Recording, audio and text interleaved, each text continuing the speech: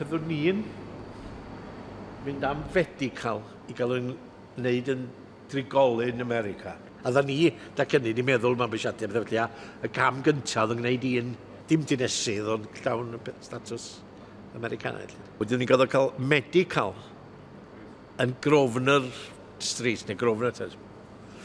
Ac oedd yn ben y stryd y tai mawr, mae'n pileri marble tu allan. A mi oedd hi'n boeth, mi oedd Ingad i mynd allan, ac o'n i'n goddard talu am y meddygol yma. A dyma mi'n mynd allan, a lle oedd Ingad, dau ddrws i ffwrdd yn siarad efo'r dyn yma fo babi. Ar ei fraich, oedd o'n dweud, say hello to the lady, a fath ola.